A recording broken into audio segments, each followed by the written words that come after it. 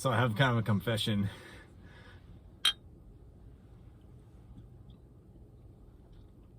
The LGBTQ flags, when they first started going up here in town, I actually thought that they were South African flags. No disrespect to the LGBTQ, you know, whatever. I'm just saying that, like, I started thinking that there was like a bunch of people like from South Africa that were like moving into our city here, and they're like, you know, because sometimes I see people that are Irish, they have an Irish flag, you know, they wave. I don't know somewhere, but South Africans are white. Yeah. Yeah, and so I felt like they would blend nicely into our predominantly Caucasian community. I thought that they were starting to come into our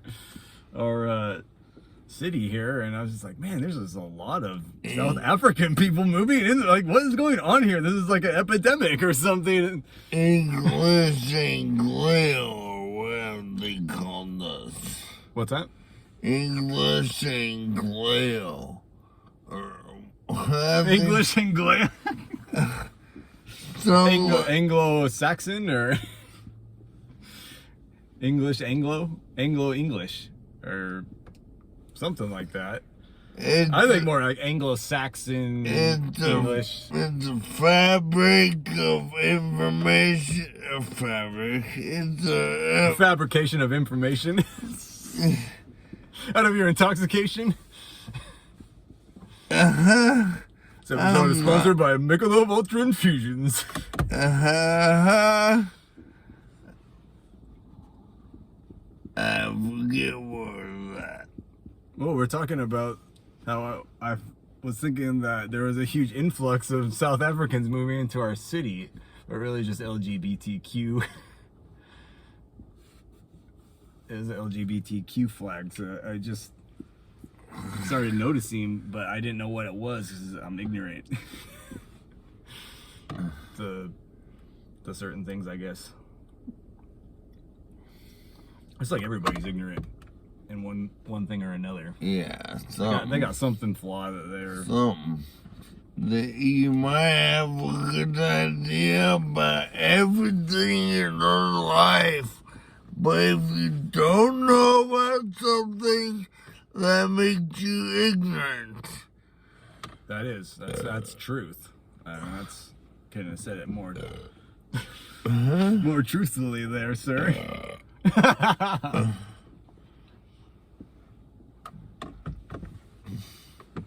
But unfortunately now, see the problem. The problem here, though. Thank you, Sean. I understand how it is. What's wrong? The problem is that now I'm identifying LGBTQ people as South Africans because my first understanding of LGBTQ, because of the misunderstanding of the flag, has led me to like associate LGBTQ people as South African. Because we always identify something by the first thing the first way it manifests itself to us. When really as children, the first, you know what I mean? Americans. Assimilate to something. When really they're American, then they're kind of screwy or whatever. Are you talking about LGBTQ? Yeah. They're a little out there. They're a little out there kind of group of people, but that's not even the point. We're not even trying to address right or wrong or the validity of their way of life. Exactly. I'm merely just trying to establish the fact that my first preconceived understanding of LGBTQ was South African flags and the misunderstanding of that. I wonder if that is big there, if South Africa supports LGBTQ, whatever it is.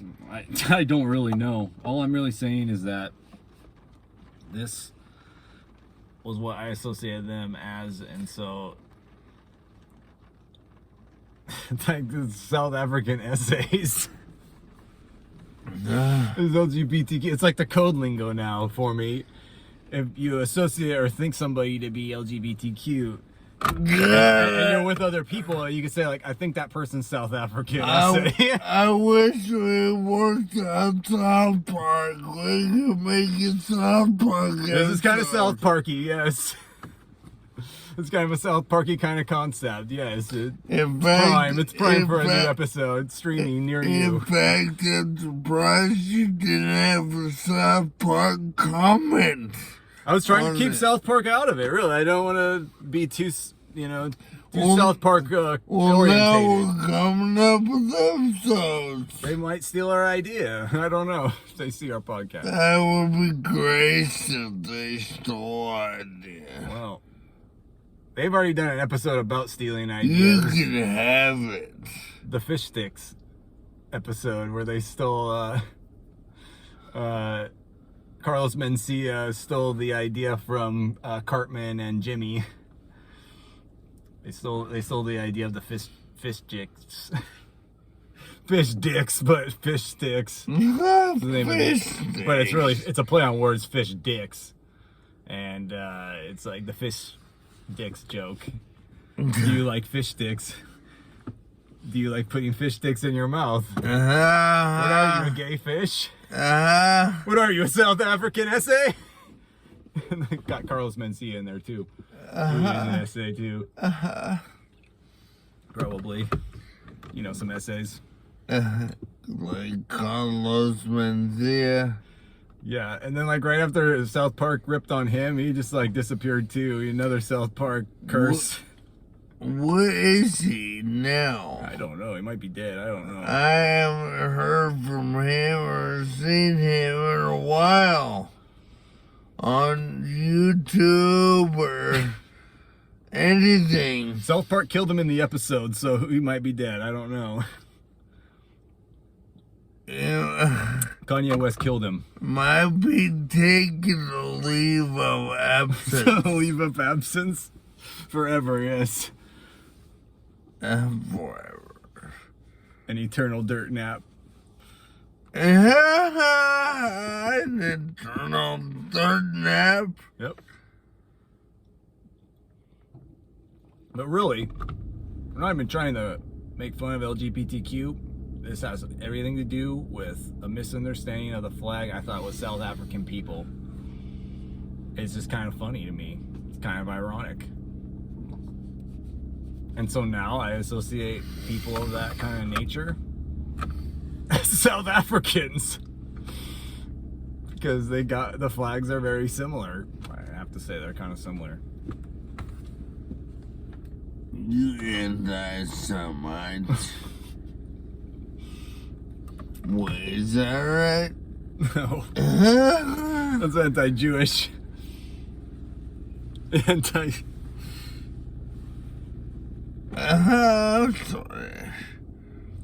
It's alright. You're a little ignorant too on your anti-Semitism, thinking it's LGBTQ. I was more saying that as a joke, but hey, it's okay. Like, Riley has been a part of a super bad car accident in which he's had 4 brain surgeries, is it 4 brain surgeries? Yeah. Yeah, and medically induced comas. Yeah. And there's a hardware in my chest. I don't have it anymore. It cured my shaking with tremors. Yep. Almost. Nice. I still can't do stuff. What do you call it? Acute or whatever. Acute? Yeah, I can't control my arm when it's, what do you call it? Pinpoint something? It shakes too much? Yeah. Maybe it'll correct itself at some point. Who knows? Well, I used to not even be able to lay on my arm and have it be still. Wow.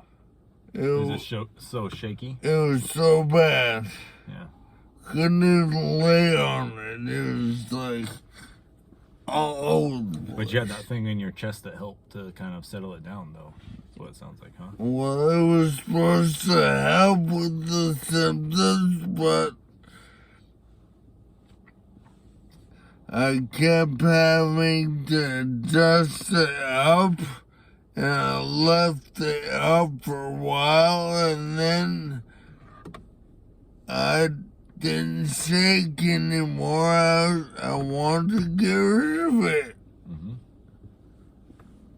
You can't do shit with a battery pack in your chest. Dude, that's another thing. A battery pack in your that's like you're like Bionic Man, dude. Part bionic. You can't do shit with a battery. No harness. You can't scuba dive. Scuba dive? Which I love to do. Dude, Jerry Garcia was a huge scuba diver, man. Jer Bear. Yeah. Jer Bear did like a lot of people don't know Jerry Garcia. He was an avid diver in Hawaii and did like over 1,000 dives. It was like off Maui. I think it was. It might have been in Lahaina. I don't know. That'd suck. That'd suck if it was. Yeah, and Jerry Garcia said that after his first dive or something, or his first few dives, like he thought like, oh man, if we only knew about diving before LSD, like we just would have been divers. Which is pretty cool. I mean, very cool statement from Jer Bear. Because there's really a bunch of modern day deadheads up in here. All you're doing is giving you another route other than drugs or something, which is I think it's a line for Jay Garcia to be speaking out against drugs. He wasn't speaking out against drugs. He's just saying that this is a much more natural way of getting high and experiencing all the psychedelic colors of, something that I guess, you kind of see when you drop acid. And it's definitely like impairs your vision and disorientates things, the perspective or perception of things. And it definitely like warps that, to where you see crazy colors and forms and shapes of things, and it's probably similar to how it looks like with all the coral and all the crazy colors of I think there's a lot of this world that's just here to be looked on. Yeah. Gazed at. Yeah. I believe that too. A whole lot of this world. The Bible talks about that. It calls it the handiwork of God. Doesn't mean you should do it or engage with it, but appreciate it. Yeah, appreciate it. It's that's why we got pictures of cool, majestic kind of places and paintings, yeah, those things too. Yeah, they all preserve that handiwork of God kind of idea.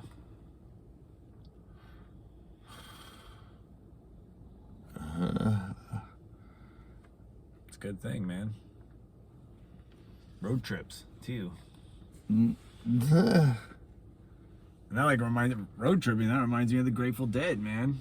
That reminds me of like the Grateful Dead had probably the coolest fan base, dude. Think about it. They're the most like devout fan base, like just following the band around, dude. Like living that kind of lifestyle, dude. The van life.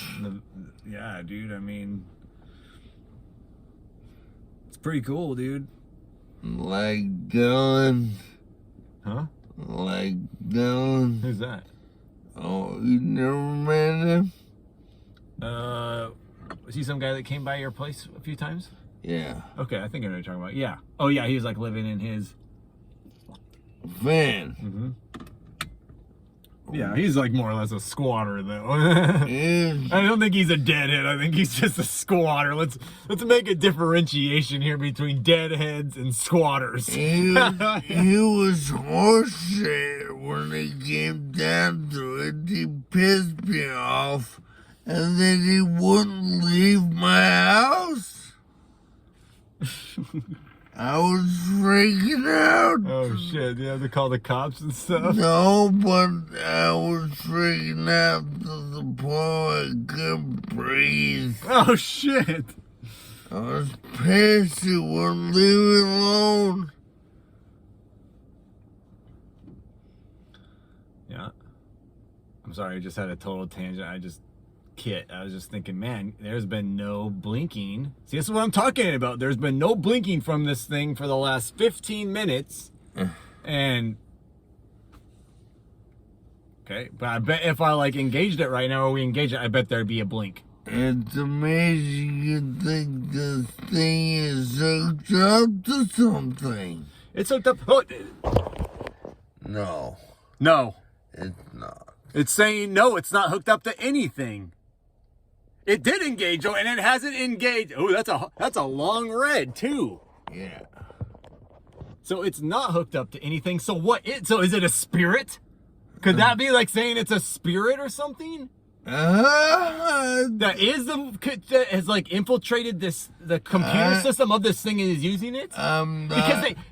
Because spirits and stuff work within the electricity because they are an electrical kind of frequency, and spirits are of the electromagnetic. I'm not gonna entertain the idea at all. Well, okay. Well, I'm saying it just did something and it hasn't done it blinked at all for the last 15 minutes or 17 minutes and 17 and a half minutes right now. You better watch out, man. It knows all your shit. You better not. It knows your shit too, so you better watch out too, because